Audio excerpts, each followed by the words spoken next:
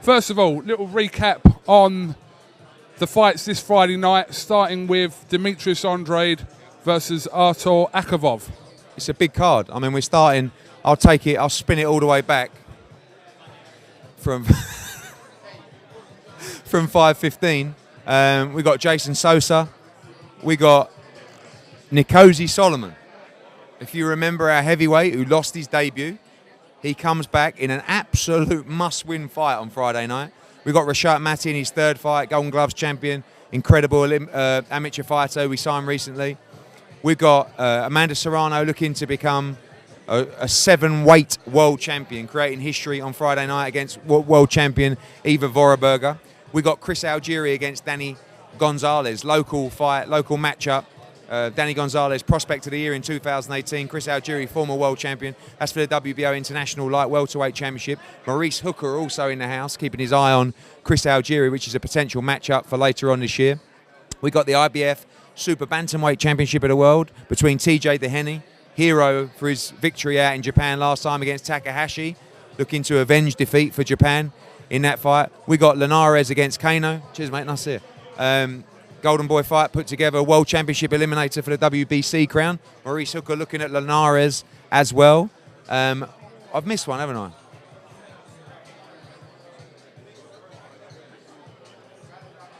No, just the main event.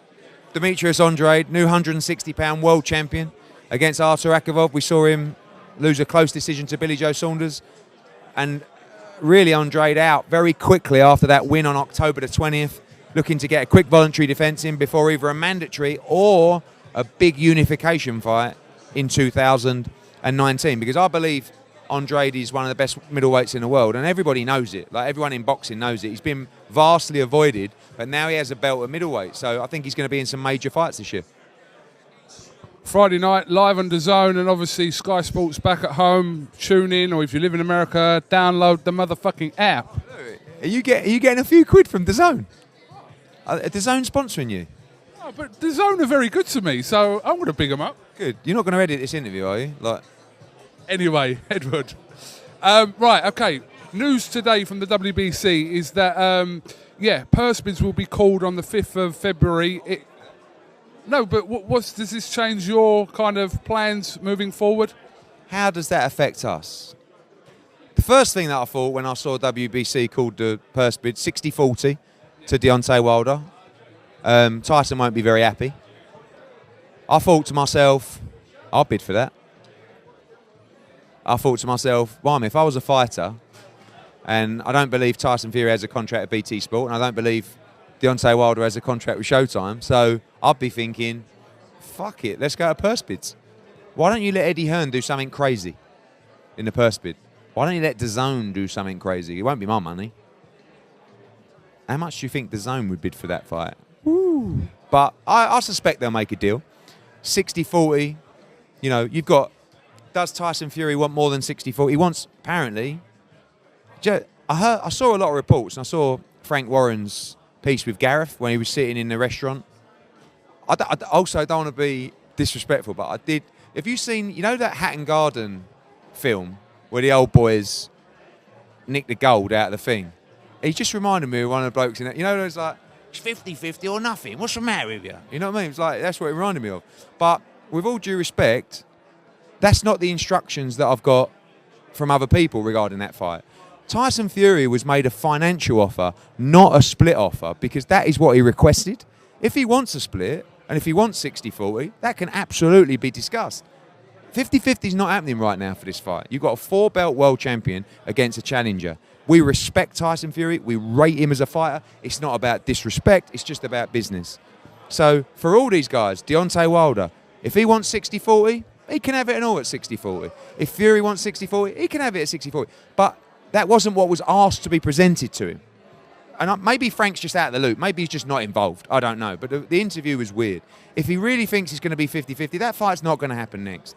But now if I'm Tyson Fury, I say, okay, so I've got an order of a fight at 60-40 with Wilder, or I can get 60-40 with Joshua in a bigger fight, in a fight that will go down in history as one of the great British fights of all time, to win 4 belts against a fellow Brit.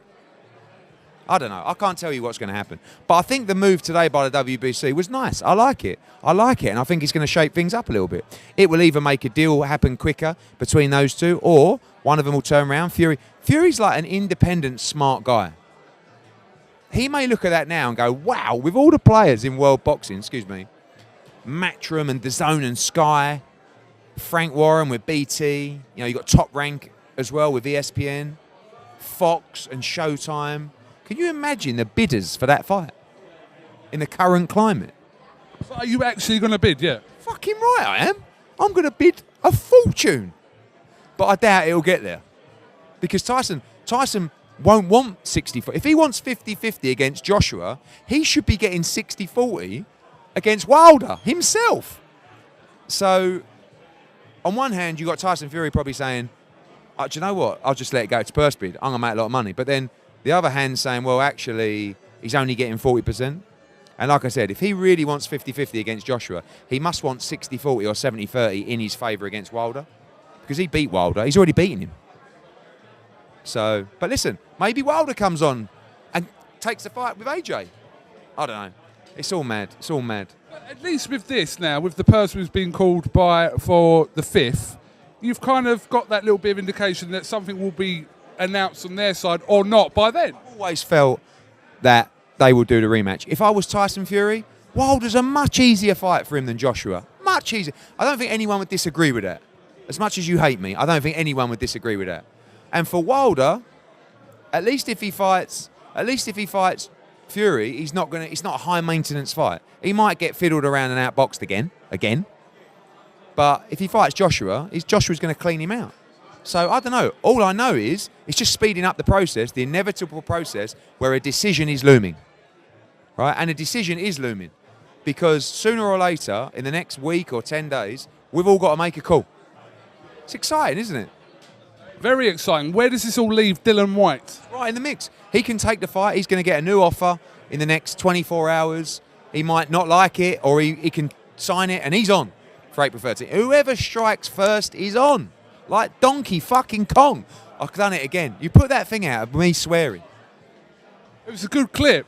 Rent-free, motherfucker. Oi, you had a little pop at the strawberry-haired brigade today? No, it's just some bloke. I called it. Anyway, so it was just that some troll. He's like, "Oh, Hearn, you're so tough." I went, "Shut up, you ginger motherfucker." Just joking. He come back and went, "I am not ginger."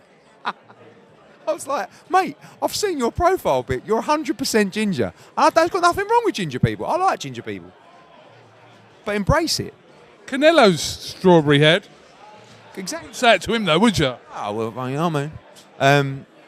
So where were we? Yeah. So everything's going to come to a head. Everything's going to come to a head, and it's really exciting.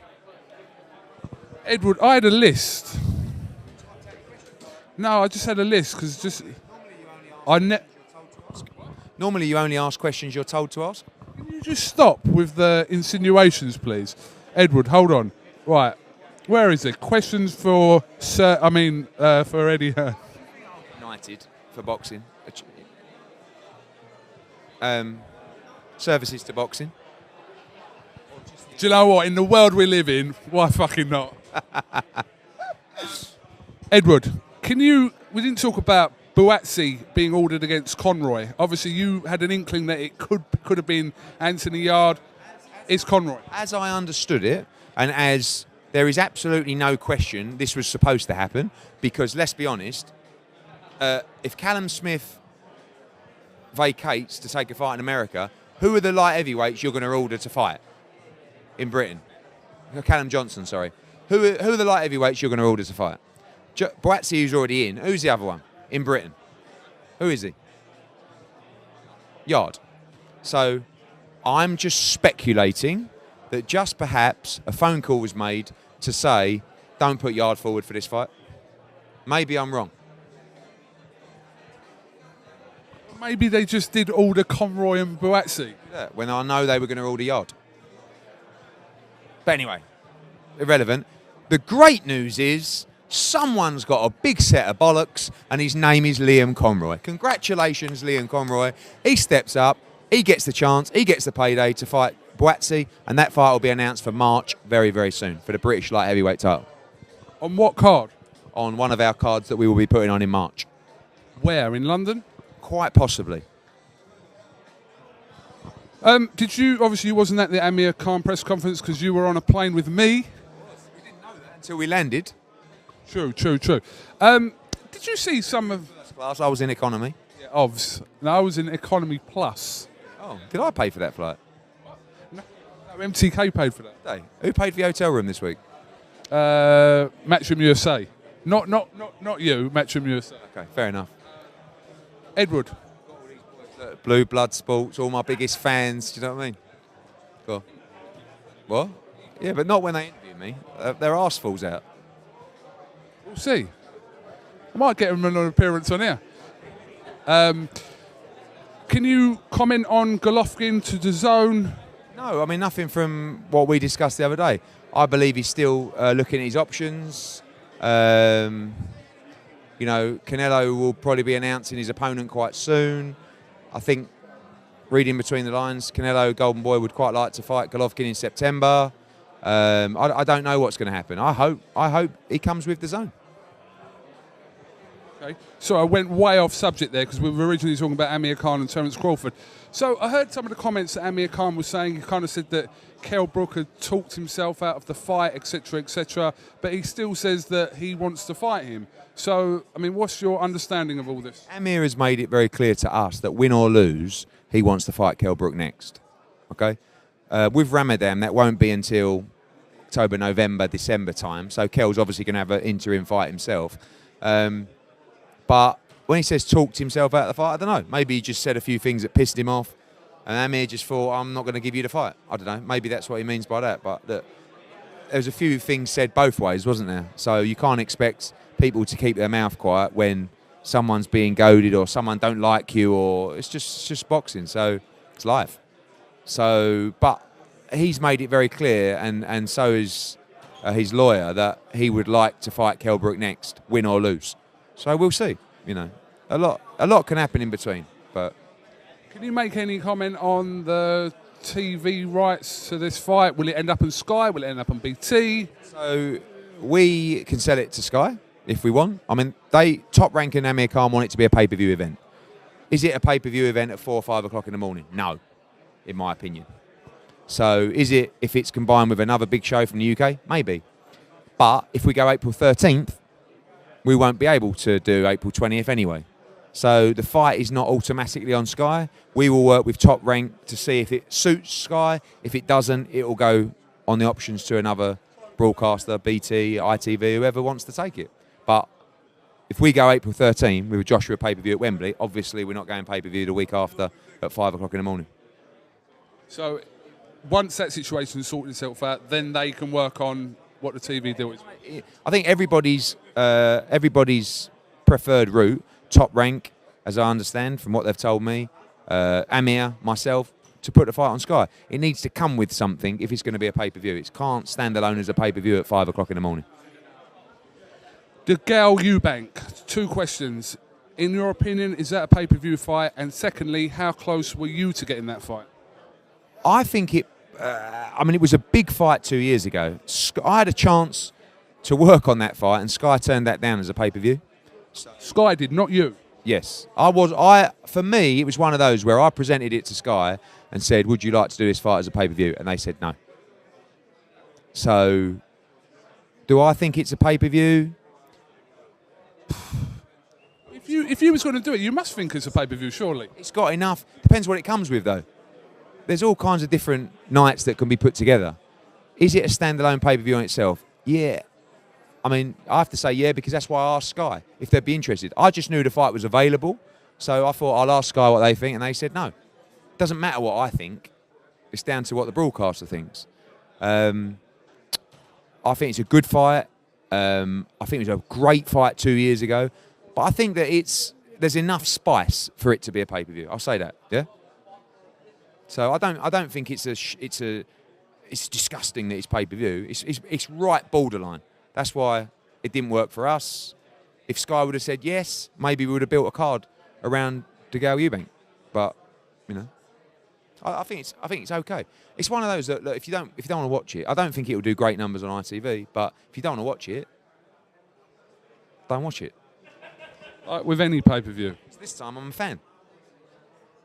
So will I buy Eubank DeGale? Honestly, no, because I don't really watch a great deal of boxing live outside of my show. Claim you don't. I'll just tell you the truth. I don't really watch a lot of live boxing outside of my shows. How can I when I've got 55 shows a year? Your boxing's your life, and I don't believe you don't watch some of the stuff you say you don't watch. I do, but I'll catch up with a lot of it the next day. I haven't watched Canelo Golovkin 2 in its entirety. Fair enough. You're not going to call me a motherfucker then. Mother. How involved are you in the upcoming Galahad and Warrington purse bid? I'm Galahad's promoter. It's going to be really interesting. So that bid takes place next Thursday. We won't win the bid because BT will put that on as a pay-per-view. Warrington Galahad, in my opinion. Again, all these things I tell you are just my opinions. And my opinion is we can't do that as a pay-per-view. So I can't win a bid that a pay-per-view event can win. So bids are next Thursday. We're going to be as aggressive as we can possibly be on that bid. We'll lose, but Galahad will make a fortune. But there is a chance Warrington may vacate. If I presume they do a deal with Valdez to fight for the WBO. But if I was Warrington, again, I'd probably go for the purse bid. What's he got to lose? Bivol announced your co-promotional deal with him, along with some other fighters who may feature on some of the shows as well, as part of the, is it World of Boxing stable? Kuzmin and a lot of very good young fighters. Joe Smith and Bivol is first up. You're going to announce that tomorrow, is it? It's for March. On Friday, we'll have the official press conference. Brilliant fight. Great fight. Joe Smith's a great puncher, all action. Bivol, I think, is the best light heavyweight in the world right now. And, I think it's a great fight for Bivol. Good to be working with World of Boxing, Vadim and Andrei Rybinski. And welcome to all our great stars who are joining up with us as well. Like I said, Giasov, great fighter. Kuzmin's a real top-class heavyweight as well. And many, many more. So I tell you someone who's not your biggest fan. Who?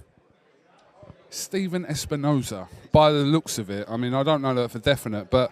I was a bit unlucky because he commented on a headline of a Fight Hype video, which is basically they do what you do, which is like they take a quote and they make it sound. So I was like, it says Eddie Hearn slams Pacquiao Broner pay-per-view.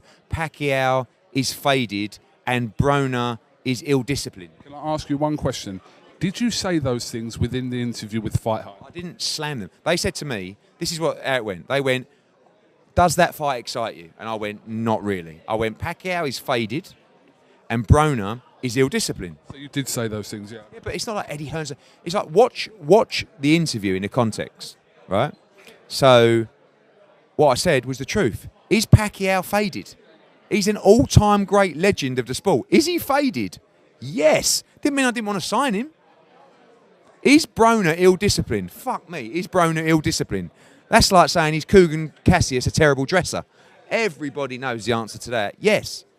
So I think that I put that out, and then Espinoza went, well, you tried it. He's just like, Espinoza's like, he's like a baby.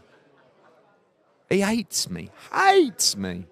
It's good, though, really, because if you've got a guy like Espinoza, who is that powerful in boxing, that hates me so much, I can't find that kind of horny, to be honest with you. You know? It's like that sort of means that I'm quite... Because if I was like nothing, you'd say, oh, I won't even give him the time of day, but I like it. This is what I say about living in people's head rent-free. Because it's like Frank. I watch his interviews with you and I'm like, almost like I'm like this at the end of it going, oh my God, I feel terrible. I feel terrible that I'm living in your head rent-free. Like you must wake up in the morning and go, like the first thing that's on your mind is, fucking Eddie Hearn. And then when you go to bed at night, it's fucking Eddie Hearn. And that, I don't want to do that because I feel bad. I do feel bad. So these people, Espinoza, Frank, they've just got to, like I said, he's a knob. He's a knob. I don't fucking listen to Eddie Hearn. What a knob he is. Because I don't mean to be in there all day long. You know, I don't mean to be running around there causing havoc. I'm just having a laugh, you know. So. What about your comments about Lennox Lewis? Lennox Lewis. I'm actually angry about what he's been saying. That's me not joking when I talk about Lennox Lewis's comments. Lennox Lewis, unbelievable fighter, arguably one of the best heavyweights of all time. What he's been saying about Anthony Joshua is the biggest load of bullshit I've ever heard in my life. Because he's like, one of his quotes, AJ watched the Fury Wilder fight and thought, I'm not fighting those two. Are you mad? He should know fighters better than anyone. He should know AJ better than anyone. So that's disrespecting Anthony Joshua. Anthony Joshua has 22 fights. Trust me, my dad promoted Lennox Lewis. When he was coming through, he was getting fed nobodies through 22 fights. And all due respect to some people he boxed, I think Derek Williams, or when he was at the end of his career. On his 22nd fight, he fought Donovan Razor Ruddock for the Commonwealth title. Anthony Joshua has had 22 fights. He's the two-time unified heavyweight world champion. He has boxed Vladimir Klitschko, Joseph Parker, Dillian White, Dominic Brazil, Alexander Povetkin. And Lennox Lewis wants to criticise this man when he fought nobody coming through, and in his 22nd fight, fought for the Commonwealth title. That was it. How can Lennox, honestly... Lennox knows Anthony Joshua. He knows him. So for him to say that, in my opinion, he has an agenda. He's either bitter because he wanted to sign him, or he's a mouthpiece for the PBC because he works for Fox. Lennox knows better than that. Lennox knows fighters. Lennox is an amazing fighter, great champion. He knows what fighters think. There's no fighter out there that looks at another fighter and goes, oh, I don't want to fight him. Come on. And then what frustrates me even more is Lennox tweets, I mean, really, if they wanted to fight, they'd offer Wilder 70-30. We've fucking done that. Or we'll offer him 65-35. We've done that as well. Or offer him 60-40. Done, mate. So, like, honestly... And, you know, that was my rant on Lennox Lewis. Love Lennox, great guy, amazing fighter. I just think he's bang out of order what he's saying about Anthony Joshua. And I don't know what his agenda is, because it's absolute bullshit.